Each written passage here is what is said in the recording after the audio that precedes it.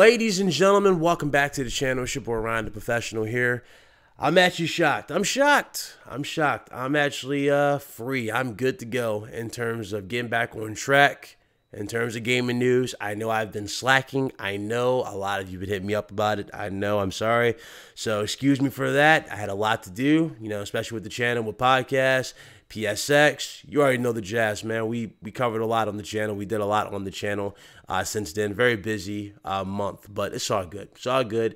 Let's go ahead and get back into the gaming news. I'm not really going to play no intros or anything like that. I don't think I would.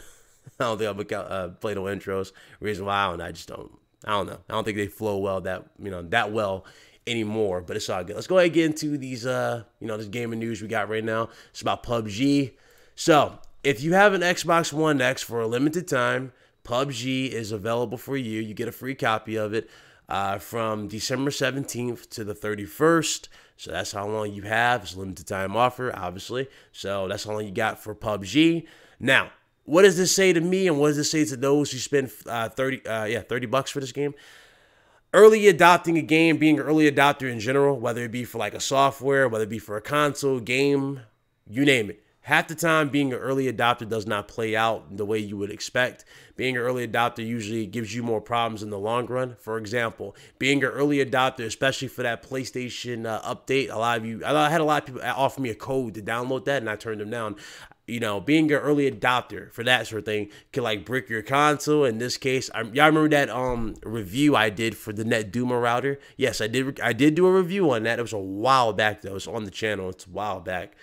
Back when we first started uploading on the channel. But when I did my review of the NetDuma router, it was cool. No, I thought it was a good router. It's cool for gaming, but for some odd reason, I just felt like my router didn't do half the stuff that it was advertised to do. Now, keep in mind, it works. I can control, who I go against, but it had a lot of problems in the long run. For example, the Wi-Fi sucked on the early adopter router. I'm not sure if they fixed this problem.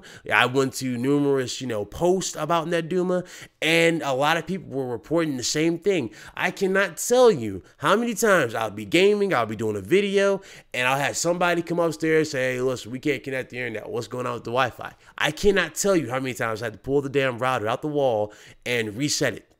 You know what I'm saying? And it still would go right back to square one. So being an early adopter, you know what I'm saying? It has its perks. Number one, if you're a YouTuber, you can get your, whatever it is like, like a console software, you can get your videos out early if you're an early adopter and all that and get your views. Sure, that's a perk of being an early adopter. But at the end of the day, half the time when you get these when you early adopt something, you get problems with the software or the product that you usually didn't think you would suspect. You know what I'm saying? Usually you get more problems than, things you were looking forward to. There's a lot of things that happen being an early adopter.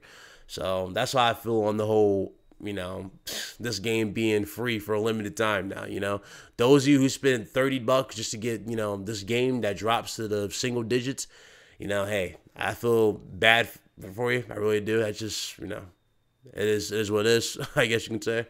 Hopefully you're enjoying it. I will say that much. And speaking of people who are enjoying it, I'm pretty sure some people are enjoying it.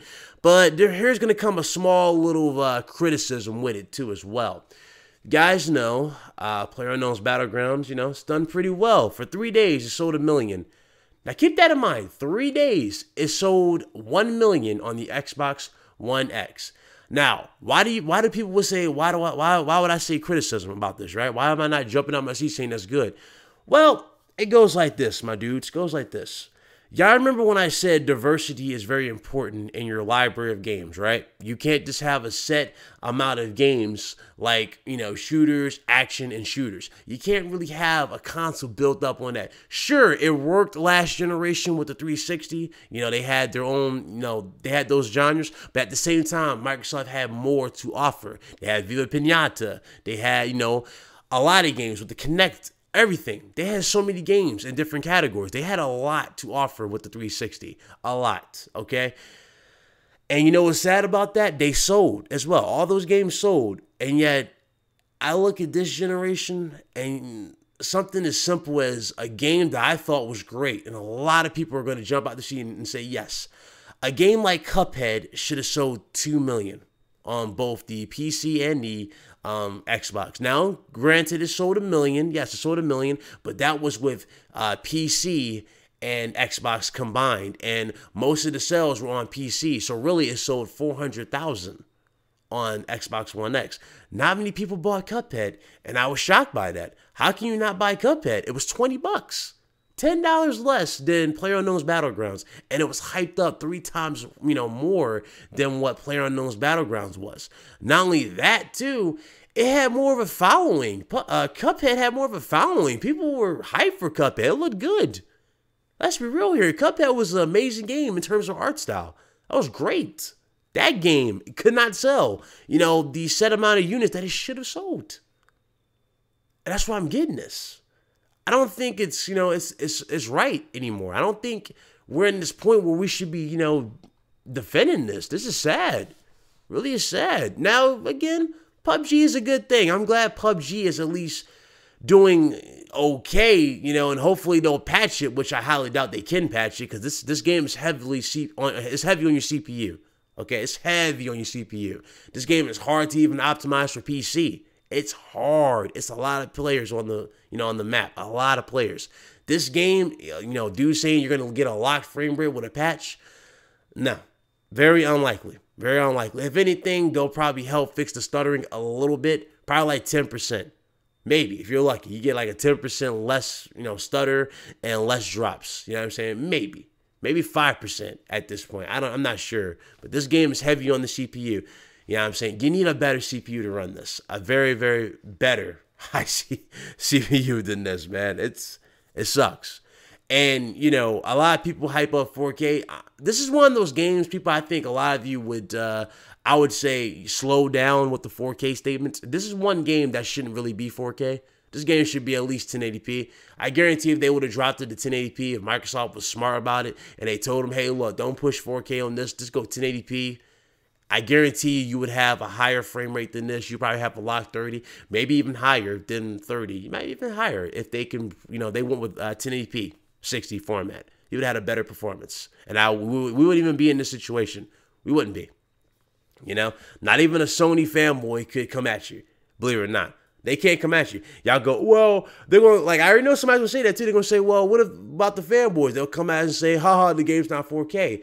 You guys already have a defense for it. The game is heavy on the CPU. There's way too many NPCs for them to go to 4K. We know this game had compromises. Let's be real. Y'all guys are falling for the buzzwords from Microsoft. Y'all falling for a lot of these buzzwords where they said uncompromised, the highest res, the best frame rate, no compromises. Guys, these are buzzwords to get you hyped to buy the console. These are just empty promises to get you to dish, to dig in your wallet and dish out that extra cash. That's all it is. That's all it is.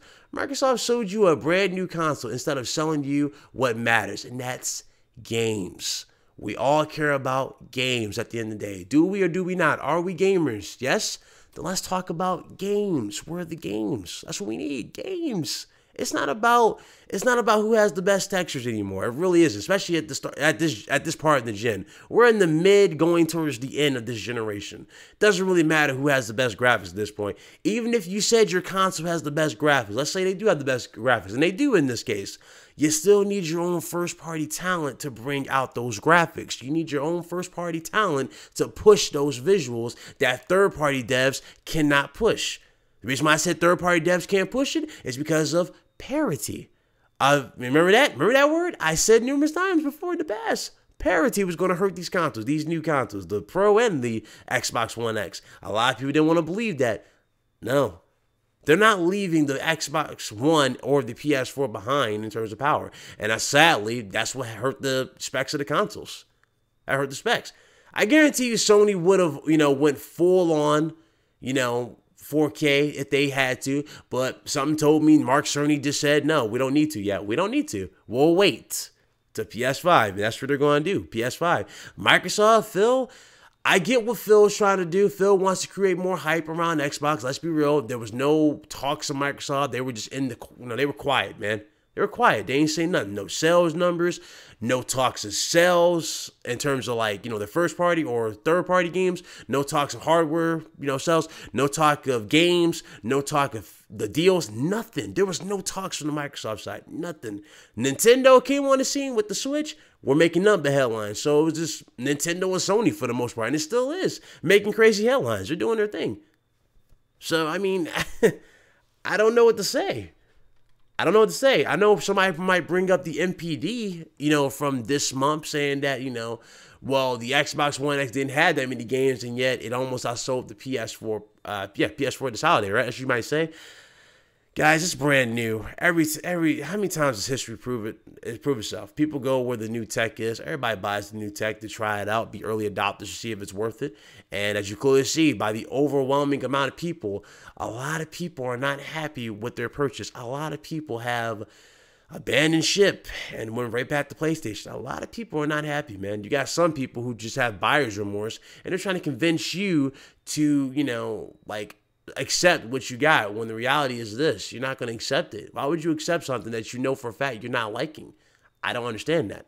That's sad but true. So, I mean, I know I'm rambling, but I'm just saying. So there you go. Gaming news is officially back. I wanted to start at today. I'll see you guys tomorrow for more. I might actually be, I don't know. We'll see. We'll see if I can get anything going. Hold on. Let me just say. I don't think so, though. I mean, you never know. You never know.